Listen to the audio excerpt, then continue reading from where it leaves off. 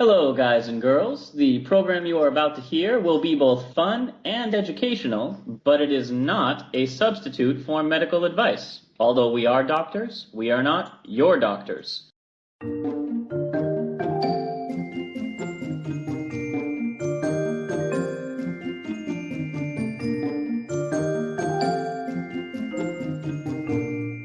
Hello and welcome to Travel Medicine. As always, I'm your friendly neighborhood internal medicine doc, Dr. J. Hey guys, Santhosh here, pediatric infectious disease doc and sometime researcher. Santhosh, Yeah. it's the holiday season. Oh, very nice. Very nice. Yes, we've got the nog flowing. We're going to flow with the nog, and then we've got just a couple of weeks until every single radio station is just looping Mariah Carey's "All I Want for Christmas Is You." One holiday at a time. Okay. Wait your turn, fat boy. Yes. I'm sorry. So we just finished your very, very favorite holiday. Well, maybe not your very favorite holiday, but it's definitely up there in your top three. We all know my favorite holiday is Comic-Con, but my second is but no, now it's the food holiday. The one where we stuff ourselves, where that's dedicated to eating. And as such, as I'm always thinking with my stomach, usually we associate eating more in the winter rather than the summer. Yeah. We kind of, there are ancient, when you go back to Neanderthal days and those kind of thing, is you kind of hunker down and you save up calories for the winter. If we go even further back in our evolutionary tree, we have hibernation, where we tuck in and then the winter sets in and then you just hibernate. But I found one article, and then we'll come up with a terrible segue and introduce the rest of the show. Yeah. Well, just by the way, the first time, because I had heard the word, but I hadn't read the word, and it wasn't that long ago in my life, but I genuinely thought that word was Seguya. Oh. Yeah. You know what? I'm still mispronouncing articles like BioRxiv, so don't worry about it. We're not doing this right now. Give us your Seguya. So this is going to be dedicated to food, and before I give everybody's favorite intro, there is legit science going on that shows men, specifically men, may eat more in summer because sunlight makes them hungrier. I wouldn't be terribly surprised. Yeah, you're more active. All your metabolic processes are kind of going. So, you need to feed the engine. Sure. And that's because I'm just going to give you the real quick rundown. Yeah, go. We're not going to get into the heavy science of this because, frankly, there isn't any. But in Tel Aviv University in Israel, they have been studying whether or not sunlight makes the skin release an appetite-stimulating hormone called ghrelin. Yes, it's one of my favorite names. As you know, scientists are pretty bad at naming stuff. Don't even get me started. But yeah, that makes you hungry. What does it do? It makes your stomach growl. Call it ghrelin. Yeah.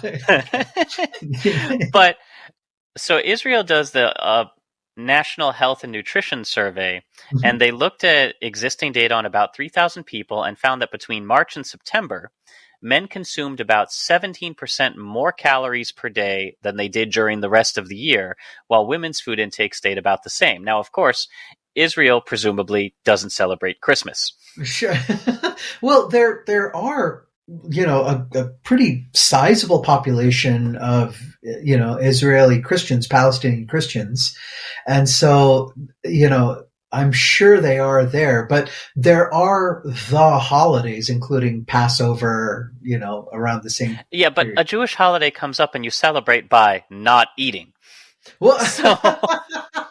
fasting. Okay, yeah, that's fair. Okay, yeah, gotcha. That's what you do in Judaism. Oh, look, a holiday. Let's not eat.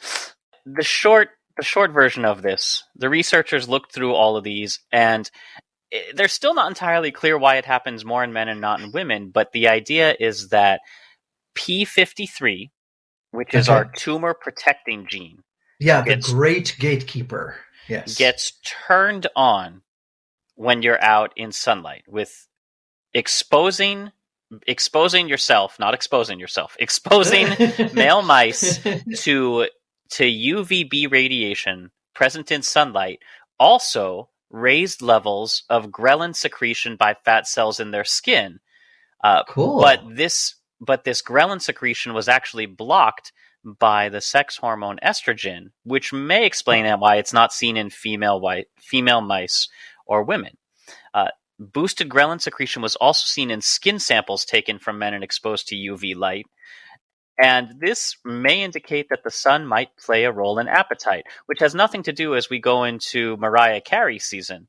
But as a large portion of the country just moved into daylight savings and might be losing our appetites. Out of daylight savings. Long story short, less sunlight means maybe guys aren't eating as much? I don't know.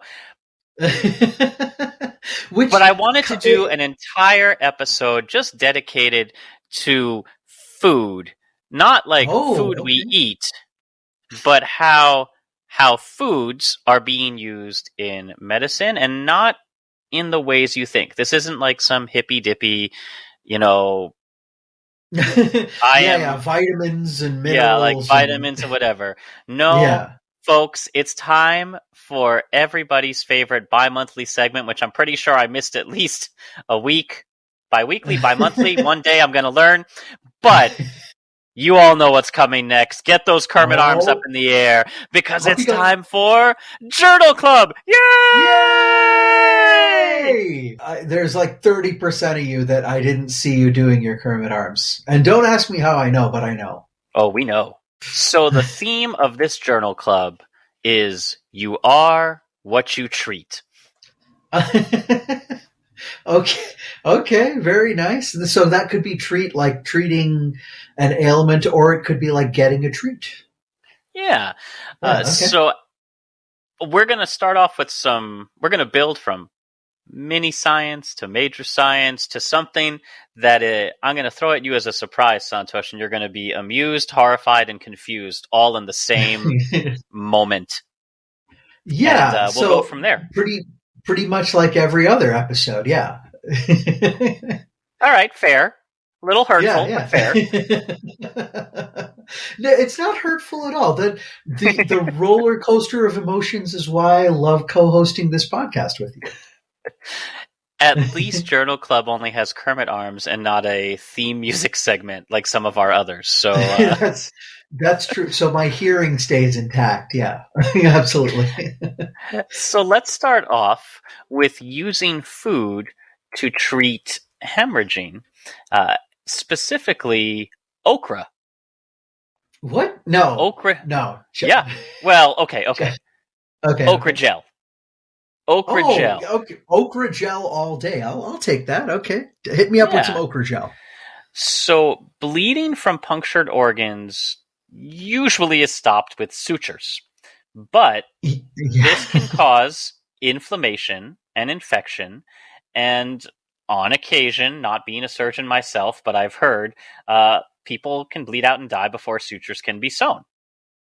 Yes. As a result... You're talking about field medicine versus in the hospital type medicine.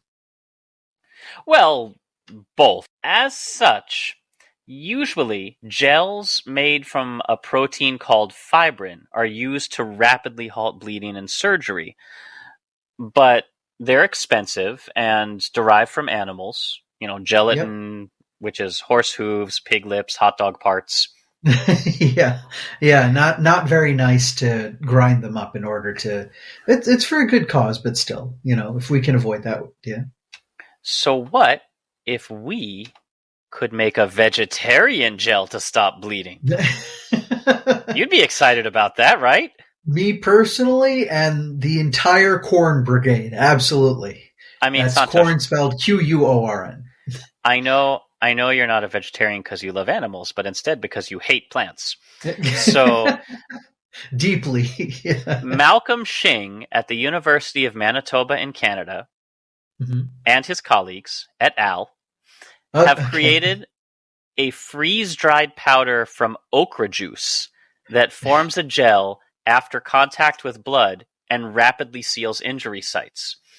Awesome. Now, in what's just absolutely charming and brings us around to that theme of food and holidays and family, researcher Shing said, "Oh, I saw my mom cooking okra dishes, and that gave me the idea that the sticky juice from vegetables that always got on our hands could be applied to make a bioadhesive." This man watched his mom cooking and thought, I bet I can save lives with that. This is what I absolutely love about scientific discovery. And I think that everyone should have the chance to engage in this kind of creative thinking a lot. Everybody's like, oh, penicillin. Anybody could have discovered penicillin. There was a rotting plate and they would have seen the fungus. No. It takes a special kind of mind to actually observe a behavior or phenomenon or any of those things and say, hey, what else can I do with that? Or what else is going on? So this study was in the journal Advanced Healthcare Materials, and we'll link to that in the show notes. But the instant version, the powdered version of the story. The distilled version, yes. There you go. When the team used this powder to seal roughly 1 centimeter wide circular wounds in the hearts and livers of dogs and rabbits. Yeah, okay. So that's our animal model. And 1 centimeter is a pretty decent sized wound. Think about, would you say your thumbnail, Santhosh, is about 1 centimeter? 1 centimeter. So what we usually say is most people's hands, the width across your index finger is about 1 centimeter. The width holding your finger like you're pointing? No. The width across the nail. Yeah, so about. Yeah. I mean, so your index finger. If you have delicate thumbs. Sure. Yes. Yeah. or big honking thumbs. And, cartoon thumbs. Yeah. Anyway, look at your nail. The width of that is about 1 centimeter. Yeah. Imagine that bleeding out. Now apply some okra gel to it, and bleeding stopped within 1 minute. Whereas in animals with identical wounds not treated with the gel, substantial bleeding continued to occur. And even though the team only monitored the wounds for about 2 minutes after applying the gel, so we can't realistically say whether or not this is a lasting effect. Gotcha. Okay. But it certainly is a rapid onset. And without the adhesive, it would typically take about 20 minutes for the clotting process to occur in wounds like the heart or the liver that are highly vascular organs. And by then, after 20 minutes of bleeding out through a highly vascular organ, things aren't going well for you. Gotcha. Oh, yeah. So, you're going to start to go into shock pretty quickly. And, even though the blood is sitting there next to the organ, the organ can't utilize it. You're going to start to have pressure effects from the bleeding itself. And the other important parts of your body that really need oxygen and blood, like your heart, your lungs, and your brain, once they start shutting down, bad things happen. So there's 2 components to this. The gel itself forms a physical barrier, but lots of things do that. Somehow, some component that has still not yet been discovered initiates the blood clotting process. Yeah, the cascade, as we like to say. Further experiments also suggest that the gel dissolves harmlessly in the body after 4 to 7 weeks without inducing harmful inflammation. Oh, and this is really important, right? So you want this to be inert enough that you can use a lot of materials to actually initiate clotting. So for instance, Josh, silver will do this, but silver is also highly, highly irritating, and it can cause a chemical reaction with your skin that essentially causes a burn. So you're doing more damage than just stopping the clotting when you're using an agent like that. So you having the ability to use something inert is actually really important. So it's about 3 to 6-fold higher than commercial fibrin, which is what we use now, on pigskin and glass, which are, of course, the two closest analogs to human skin. Yeah. Yeah. Glass. Well, okay, pigskin is because I remember like my very first day of ER rotations in learning med how to school. suture. When I say my very first day, I mean arrived to Cook County. Yeah. Did my orientation. They had us practice suturing on samples of pigskin in the back, and not even 2 hours later, I was suturing people. And I bet those people did not know.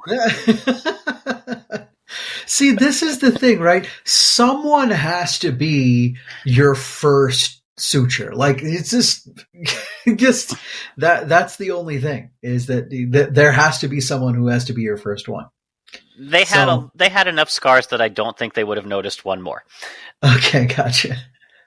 But that is neither here nor there. So this ochre gel presents a high pressure resistance, good underwater adhesive strength, activates platelets, releases coagulation factors 11 and 12. Okay. Forms a fast gel layer that can start clotting within 2 minutes as opposed to 20. And as if all of that wasn't impressive enough, it's about 100th the price of similar fibrin-based adhesives currently used in clinics.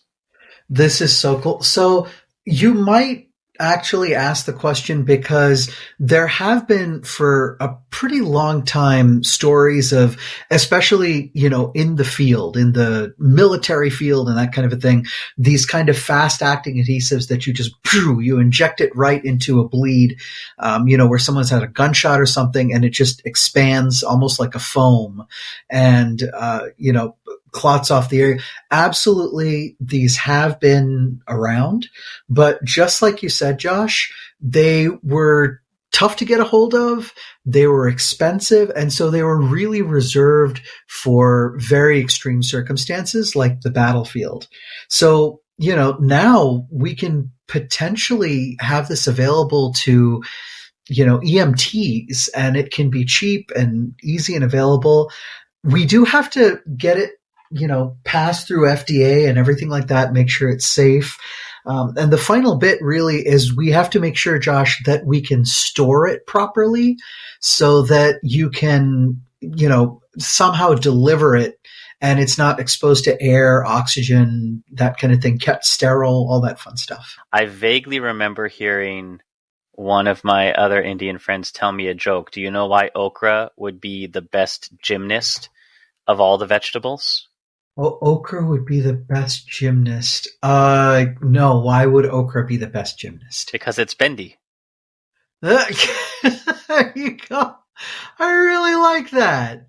Yeah, so for those non-Hindi speakers out there, bendi or bindi is the pronunciation. That's the what we say is Hindi word for okra. Next time you're bleeding out, help! I need something bendy. Or I guess if you're making gumbo, but don't pour hot soup onto a wound. That's just not going to help anyone. Yes. So there you go. That's our first story. Okra gel for bleeding. I like it. That's a pretty good food medicine story. Now we're going to move away from more traditional foods, and we're still talking salads. We also just recently aired our annual influenza special. Mm-hmm, mm-hmm. And Santhosh, I've talked to you before about nanobots and AI in general. Yeah. Well, these are two separate things, right? Nanobots don't necessarily have any artificial intelligence. They're not going to rise up and that kind of a thing.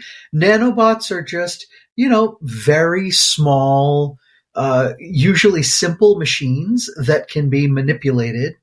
And yes, if you give an artificial intelligence a ton of nanobots, especially if they're self-replicating, we might have a problem, but the two don't always go together. Regardless, my general distrust of Yeah. advanced mechanics, despite my Yes. fascination for them, Sure, is sure. well known. It's a weird relationship. Yeah, yeah. It is. It's a love-hate relationship with technology that I have. So Yeah. when I tell you in our next story that nano engineers at UC San Diego are taking on pneumonia, Okay. That's good. and their solution is a swarm of microscopic robots to deliver medication through the lungs. Yes, yes. I'm almost certain that you might be like over exaggerating this, but sure, okay. Would you not use a swarm? They're nano. You use a few. Like it doesn't have to be a swarm necessarily. They self-replicate, Santhosh. I've seen the movies. Yeah. But okay. so Okay. during lab trials using mouse models, the Yes, microbots created by the engineers prove themselves very efficient at clearing pneumonia-causing bacteria from the lungs, resulting in a 100% survival rate of mice treated. All animals in the control group, which were injected with the same bacterial strain, Okay. but did not receive treatment with the nanobots, died within 3 days of infection. Yeah, so that's your control. Before we get into some of the more methodological details of the study, now's when I give the big twist. All right. What is the big twist? Each robot is constructed from an algae cell with antibiotic-filled nanoparticles affixed to its surface. These aren't robots at all. They're plantobots. Yeah, they're engineered cells. So what makes them robotic is our ability to kind of program them, right? We can, in one way or the other, we can tell them where to go and what to do, and then release them into the environment where they're going to, where robots are going to robot. I like to think of it as like putting a little jetpack on a plant cell. Yeah. Okay, sure. In this, maybe a little flagella in this case, so it can move around. Yeah. So each robot's constructed from an algae cell with antibiotic-filled nanoparticles affixed to its surface. Right. So the algae cell, which is living, provides motility with its flagella to the microbot so that it can travel through the lung and come into direct contact with as many bacteria as possible in the grossest, most fun game of bumper cars that you can possibly imagine. Yeah. That's true. Yeah. Okay. So the cell carries this pegylated NHS ester. It has a little molecule that stands on it. Yep. And then each of these nanoparticles are basically spheres. So really Mario Kart would be the better analogy here. You're driving, you have your little algae cell with its, antibiotic balloons, and you're trying to ram into bacterial cells so you can coat them with human neutrophils, which is an immune cell that will then absorb and neutralize the inflammatory compounds produced by the bacteria. So, you're trying to provoke a response. Yeah. And by doing this, you also reduce excess inflammation, so you improve the speed with which you can recover from pneumonia as well, because you don't have that lingering inflammation from your own body gearing up its defense systems to fight off an infection. Yeah. Okay. I really, really love this, by the way. Let me give a very, very special shout out. So the lead author in this paper is Fangyu Zhang, who is down at UC San Diego, actually. And one of the folks on this paper is Dr. Victor Nizet, who is a pediatric infectious disease specialist. He recently came to speak to us on alternative ways of fighting bacteria, because Josh, we're going to run out of antibiotics. Like it's this thing where we just bombard the body with antibiotics and there's no targeting or anything like that. And we're going to make them evolve and eventually we're going to run out. So we need cooler and cooler different ways in order to attack bacteria. And by the way, this is in cancer and rheumatology. They have biologics, they have antibodies, they have all these cool things. We're still stuck with the nuclear option. But in this case, Dr. Zhang, Department of Nanoengineering and Chemical Engineering at the University of California at San Diego, got to partner with, the Department of Pediatrics and Dr. Nizet, and he's pursuing this big grand goal of finding different ways to attack infection. So I got to give the shout out. Another shout out, Josh, which is really, really cool, is in order to kind of activate this whole process, they use a really cool chemistry called click chemistry. Where, you actually get, artificial molecules to kind of click together in order to do whatever it needs to do. So in this case, they attach an antibiotic loaded neutrophil membrane to natural microalgae. And where did our wonderful click chemistry come from? Well, one of the Nobel Prize winners this year, October 5th, 2022, was K. Barry Sharpless at the Scripps Research in La Jolla, California. So it's all, going down. So let's talk a little bit about how this actually worked. In order to study how effective these little plantabots, name mine. All right, are you listening? San Diego, you can't use the word plantabots or, 10% to travel media. Yeah, plantabots, TM. In order to study how effective the plantabots were, the team infected lab mice with Pseudomonas aeruginosa, one of our most common pneumonia-causing bacteria. In the ICU, right? So, Josh, these are all of our ventilated patients. They're on an event, something. They're in the intensive care unit. They can get Pseudomonas. Unfiltered jacuzzis, water parks. Oh, that's true too. Yeah, that's true too. Although it's ubiquitous in water, essentially. Commonly in a hospital setting, it's seen in patients on mechanical ventilation in intensive care, and it's one of the more common nosocomial or healthcare-acquired infections. The robots were administered to the mice using a tube inserted through their windpipe that reached the lungs. We intubated mice.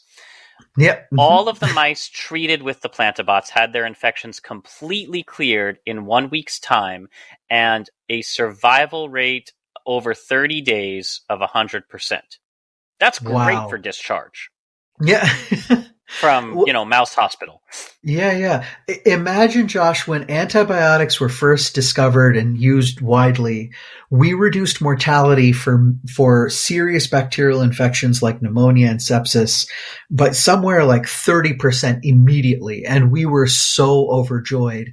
Imagine if you could go to someone and say, okay, we're going to lower your risk of mortality by 99%. I mean, that's insane. Well, not only that, but here's another reason why it would be cheaper. The robots were actually more effective at clearing out the infection than a regular approach of antibiotics, because injections would require an antibiotic dose about 3,000 times higher than that used by the robots dealing with the same infection. The microbots provided around 500 nanograms of antibiotics per mouse, while an injection would provide about 1.6 milligrams of antibiotics per mouse, which is 1 million nanograms. So that's a couple orders of magnitude. It's pretty huge. Super highly efficient rate. And the main reason for this is what I alluded to earlier. Antibiotics are chemotherapy. You give it to the entire body, and there's a spectrum of bacteria that are killed by an antibiotic, including, hopefully, if you get it right, the pathogen, the one that's actually causing the problem in your lungs. But at the same time, the healthy ones in your gut and your mouth and on your skin, and all of these get eradicated. And the antibiotic has to circulate, number one. And Josh, if you have any necrotic tissue, meaning that it's dead tissue and you don't have a blood supply going to it, now you have to get surgeons involved because the antibiotic cannot get there and you have to debride away that tissue. In this particular case, the microbots can swim wherever they need to. And, Or especially like wherever you program them, which is the bot part of it. which is the bot part of it. And so they're just going to go. And now that very small amount of antibiotic that you send in is very concentrated just in the area where you need to send it. I love it. And then it just, runs around going, wee, amok, amok, amok, bouncing into bacterial particles, releasing its little balloons. Yeah. But I love how this all comes together. You've got, experts in nanochemistry. You've got a pediatric infectious disease doc. You have click chemistry, which is a Nobel Prize winning discovery that's also at Scripps, along with Copenhagen and Stanford University. But dude, so many discoveries all coming together. I genuinely hope this moves forward somehow into preclinical and clinical trials. It's a long way off, but oh my God, I'm hoping. Picturing a delivery system almost like an asthma inhaler. Yes. Based on the dosages, it looks like they're using. Of course, humans would require more than mouse dosages, but the severe reduction in the amount needed to have the intended effect means you could have almost like a little Banaka spray tailored to your specific infection. And I don't know, the future possibilities are really cool. They're really amazing. I'm excited. And and we're going to probably see reduction in things like antibiotic resistance, right? Because you're delivering your antibiotics in a very targeted way. And Josh, that fallout from systemic antibiotics where, you kill the bacteria in your gut and so you cause an imbalance over there and all these other things are avoided. There are so many problems that are being addressed with this type of system. So this may not be the actual technology that ultimately comes to us, but I anticipate it'll be something like this. And the future is so cool. As we're moving on with the you are what you eat, you are what you treat, Santhosh, what's the one organ that we still have yet to figure out how to replace, substitute, or ultimately cure when there are things wrong with it? Yeah, the last great frontier is the brain. And this has to do, there's definitely some... No. Lots of people are walking around without functional use of their brains. I'm talking Okay. about the pancreas. We still have yet to figure out. And I went a food episode and you went to the brain. Well, it's true. Like that's the big one right now is that like, how do we, if you have a problem with the brain, we can't fix it. You are 100% correct about the pancreas though. We can even transplant, although it doesn't work great, intestines, and we can do liver and kidneys and, you can actually live without a stomach for a good long time. Heart transplants. Lung, heart, most of that, the viscera. And then you can do prosthetics for your limbs. But you're right. If your pancreas goes out, it is so complex and multifunctional that we certainly can't replace all of it. But Josh, even if you talked about like one aspect of it, like just the the endocrine part, the part that regulates our sugar, like we can't even do one function of it. Yeah, it's still, the last great frontier. Forget you with your brain business. Well, I will say that pancreas and brain evidently is very much alike when you cook it. And no, pancreas is sweetmeats. Sweetmeat, that's what it is. All right. So we've mentioned on several journal clubs, yay, in the past, about the attempt to create a bionic pancreas. And that's not the same as some of the insulin pumps currently existing, because those still aren't quite as exact and, all have to be worn on the outside all the time. Right. The artificial pancreas, researchers at Harvard Medical School just announced some pretty exciting results for a clinical trial of a bionic pancreas for people with type 1 diabetes that requires nothing, no interaction from the patient, no involvement, no checking a battery, no refilling these. The artificial pancreas automatically delivers custom-made doses of insulin based on the patient's medical history and diet. So there's already, you have to really be honest when you're filling that out. The survey. Yeah, absolutely. I also like how this article is very tactful. This system solves one of the biggest challenges faced by individuals with diabetes who often do not comply to the letter with their insulin delivery schedules and regimens. And, I hate to say this, but when you're dealing with my teenage population, that is where it gets really rough really quick, actually.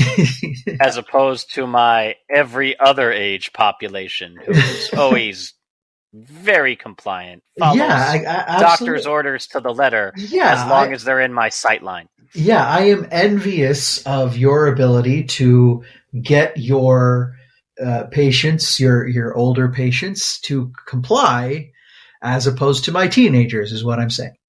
I'm an inpatient doctor. They don't get released unless they are complying. It's a trick up your sleeve, yeah. So a quick primer for those of you who may not be familiar with what diabetes is.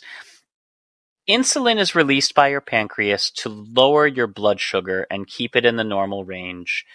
And in people with insulin resistance, glucose can't be removed from the blood because the liver or the fat and the muscles just don't respond well to signaling.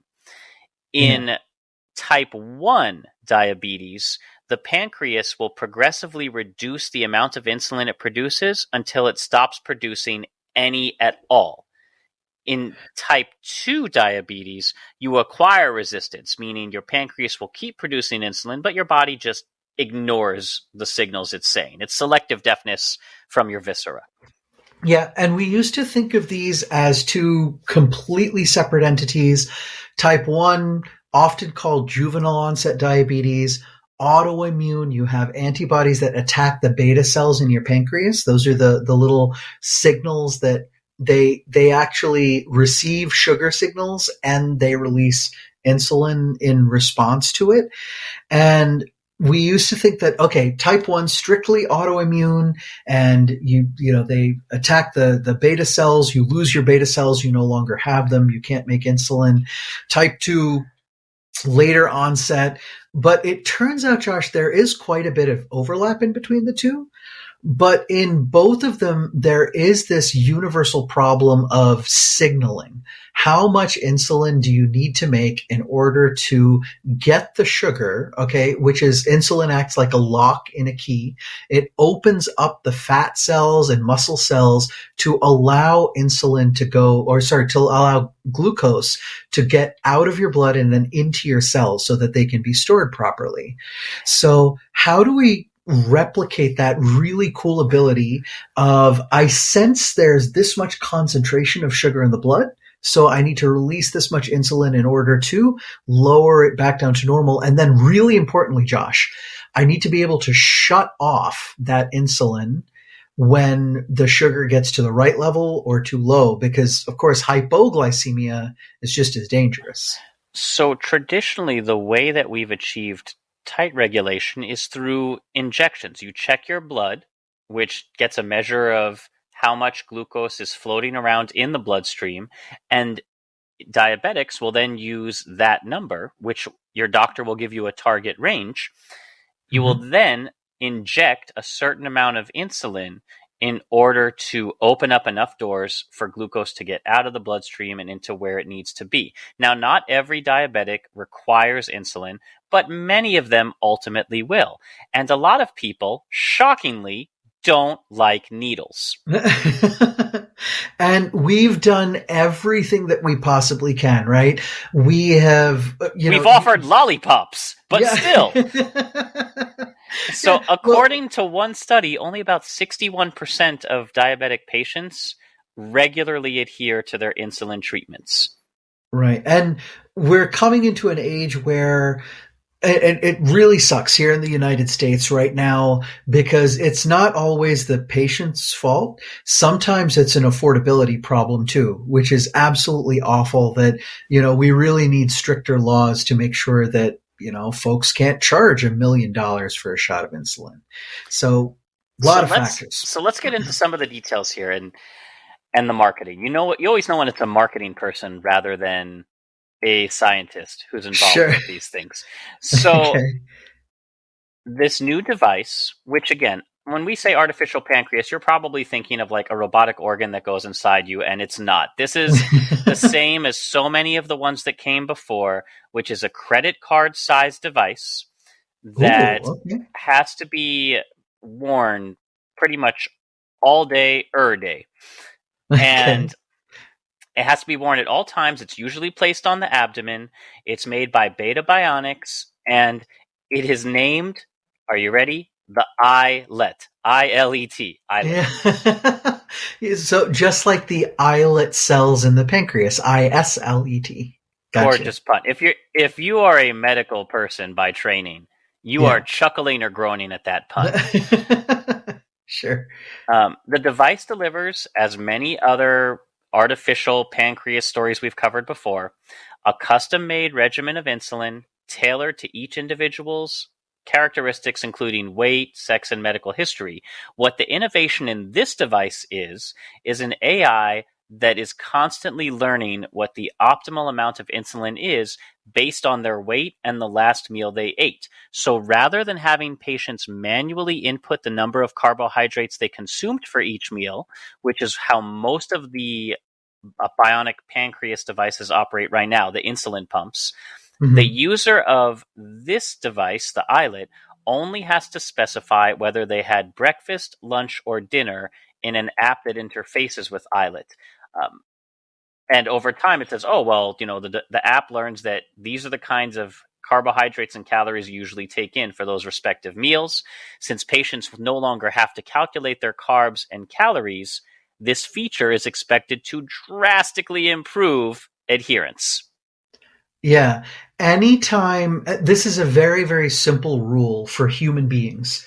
If you lower the number of steps needed in order to accomplish a particular task, you immediately increase the probability of that task getting done, if that makes sense.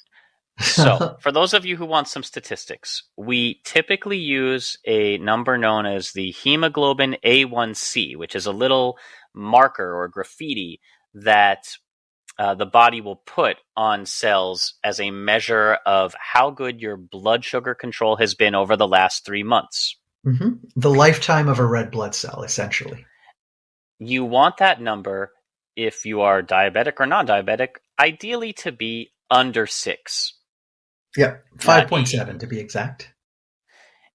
So, in a study with a clinical trial involving 219 patients with specifically type 1 diabetes, wore their bionic pancreas, this specialized insulin pump, for 13 weeks. Okay. These participants had all previously been on insulin shots for at least a year. So these are people who are not insulin naive. They then compared the blood sugar levels to those of 107 type 1 diabetes patients who just had conventional treatment, such as injection and the existing insulin pumps on the market during the same 13 weeks. Okay, sure. So we're not comparing to placebo, right? Because we know what happens when diabetics get placebo. So we're comparing to standard of care. Those that use the islet saw their blood sugar levels drop from 7.9% to 7.3%, while the control group stayed pretty much unchanged at around 7.7. So all of these were specifically chosen to be people who did not have the best control, but didn't have horribly out of control. So Sure. This demonstrated the device is effective, although not as effective as I think those of us in the medical world would like. But it would significantly improve patient adherence. And that's something that we often don't think of, and certainly in a hospital setting. I say do this, and I naturally assume, of course, you'll follow my instructions. Why wouldn't you? Yeah. You want to live I'm kind of showing you how to live your best life. If you follow this advice, you're going to listen. Yeah, that would make sense. But But no. people don't always want to do these things, even when it's for their own benefit, because listen, that's a lot of work sometimes, and you got other stuff going on. That doesn't mean we're excusing it, but we understand. So if this increases adherence, the likelihood, even for these minor gains, would be great. Now, in the future, ideally, this could be upgraded even further. And of course, the dream is to achieve a completely autonomous system that requires no input. You don't even have to say, I had breakfast, lunch, or dinner. There's no interacting with an app. It just does what it needs to do. So this was in one of the most recent New England journals of medicine. Media likes to make a big deal about this, saying we finally achieved the bionic pancreas. We haven't. We're just getting better and better and better at insulin pumps. But the machine learning involved in this one is really a neat step forward. Yeah. And like I said with the last piece of technology when we talked about the plantobots, this may not be the ultimate solution, but we're taking steps right now. We're trying different kind of things out, and it may be that this particular technology wins out, or something that's like it, or something that aims to do the same but with a different mechanism. But I really, really love the progress that we're making on all of this. Especially imagine like a 5-year-old kid that you really can't remind them to be taking their insulin and counting their carbs. If they were able to just hook up one of these artificial pancreases and live their life just like any other kid without diabetes. So, are you depressed yet, Santhosh?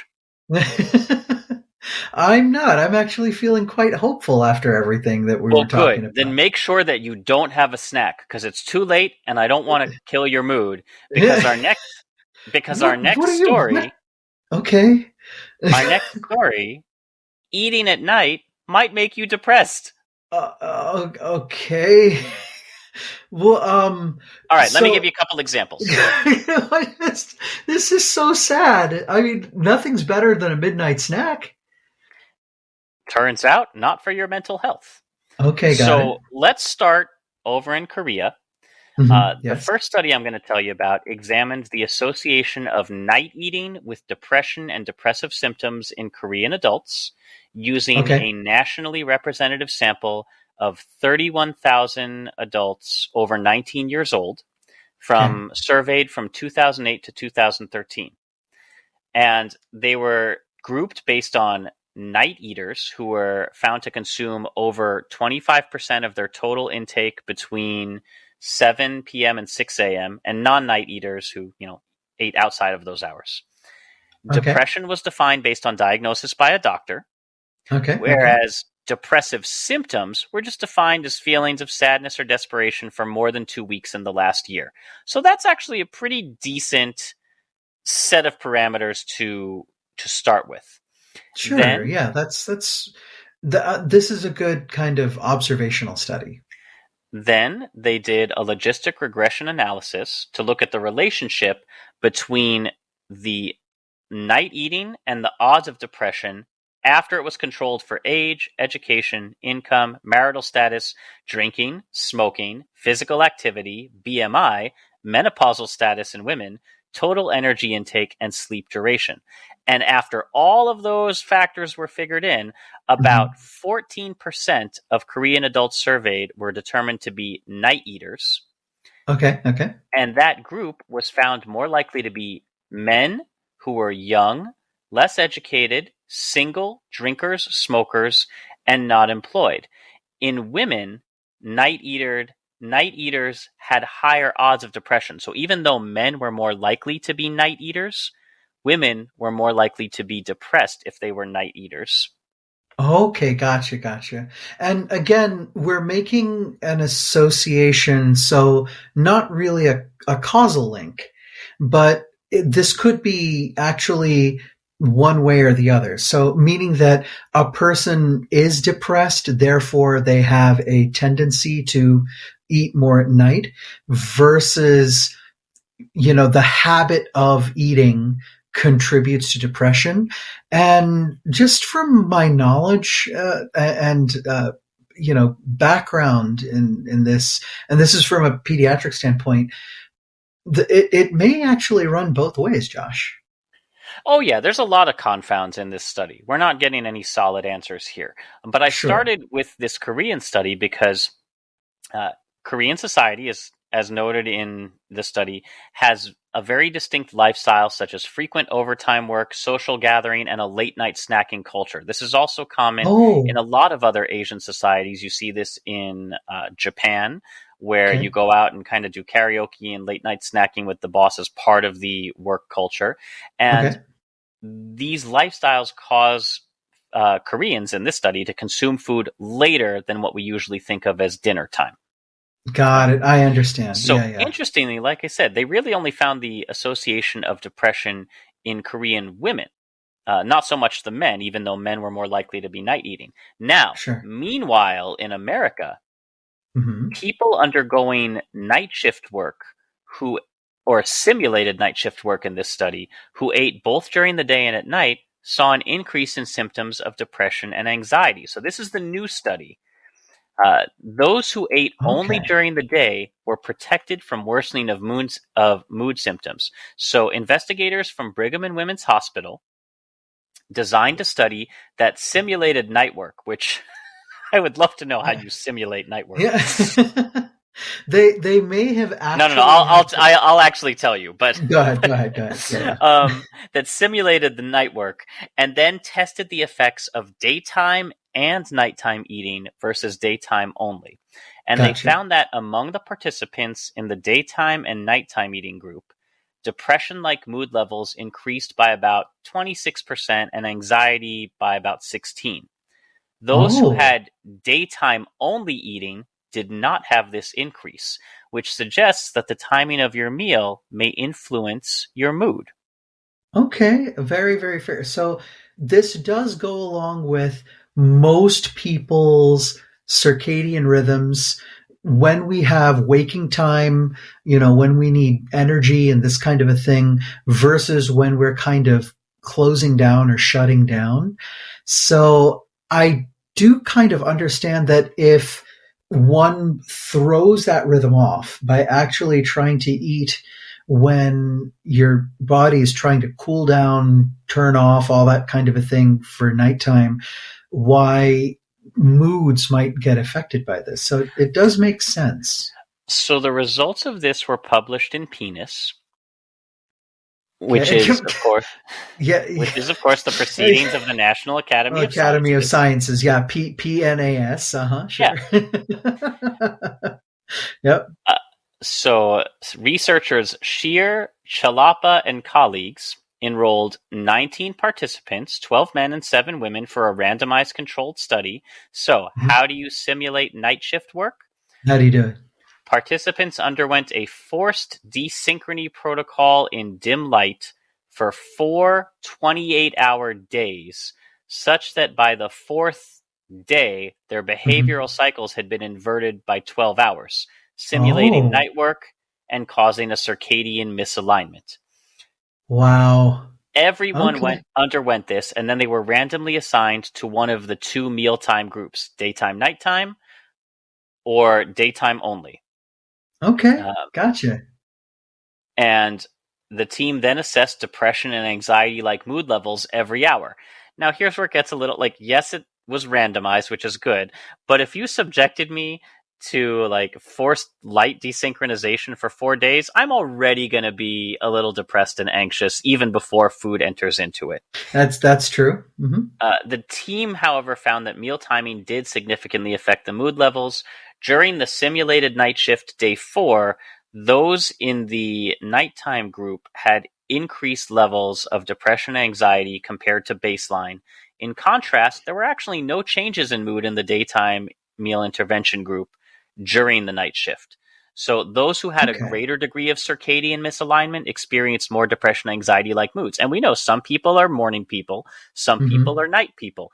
If you are naturally a night person, this may not apply to you at all. Yeah, about 10% of us on average have this kind of night owl thing where the usual expected circadian rhythms are pretty much inverted. And Josh, it is fair to say that there's a spectrum of human beings in the middle where some of us tolerate these kind of shifts much better than others. Yeah, the young, the youth, The the youths, the Utes. What's a the Ute? youths, the youths. The youths. That is true. The younger you are, the more you're resilient you are to these kind of changes and able to kind of change back and forth. We do require less sleep as we age. And so, that can help us to some extent. But no, even that being said, Josh, over time, it is true that there are folks who are a little bit more naturally, for one reason or another, more resilient to shifting over to a nighttime active schedule than a daytime and remaining that way. Now that brings us to the end of a lot of the actual science in this episode, but I have Okay. one more treat for you, a dessert, if you will. Oh, yeah. Okay. Gotcha. A jelly that pulses in time with your heart. Now, Santhosh, I want you to go to your computer, and this is very important. You need to spell this exactly the way I tell you, or else you're going to go into a whole other section of the internet that we do not want to send our listeners to. All right. I'm going into incognito mode. Okay, go ahead. Look up Throbber, THROBR. Okay. Throbber jelly by Bumpus and Parr. Okay. Okay. Here we go. I'm on Amazon. There's actually bompusandpar.com. I want you specifically to look up under their projects Throbber. Listeners, I promise you this is safe for work. But be real careful how you get there.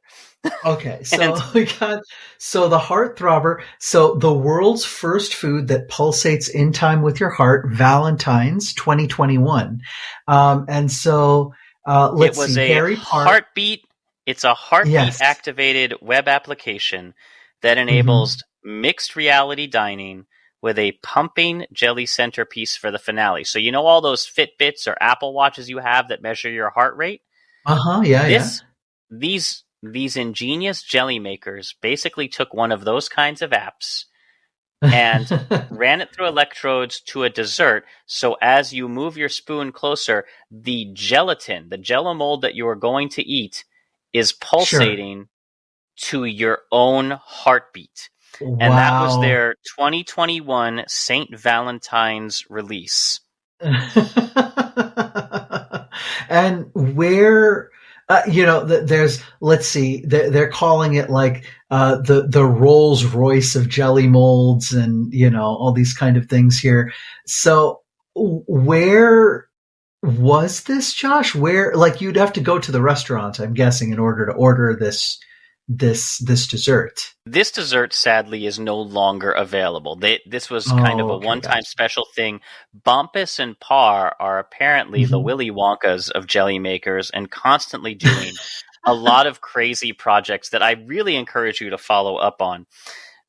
But this is so cool. I don't mind one bit driving traffic over here. So, Excalibur XO, the world's first premium poppers. So the team, in order to create this heartbeat pulsating jelly, the team consulted UCL experimental psychologist professor Daniel Richardson, and who mentioned, the heart oscillates in response to our emotions. It speeds up when we're aroused, when we're exposed to a new and exciting stimulus like Throbber, which I'm sure had nothing to do with the Valentine's holiday. Sure. But people's heart rates sync up when sharing an experience. So low lighting has an effect on romance. With the lights turned down low, the pupils dilate, the heart beats faster, the crystal-shaped jelly starts vibrating in time with your beating hearts. And really, you should go listen to our episode on neurogastronomy to see how your own body can be made to like or dislike food just by altering your biofeedback and physiological responses. So Wow. imagine if you could program motion. I like the way my Jello don't jiggle jiggle. Oh wait, it does with my heartbeat. Yeah, Jello is supposed to jiggle jiggle. Louis Theroux was saying his money don't jiggle jiggle. But yeah. It folds. Yeah. I like the way you wiggle wiggle. Faux show. Faux show.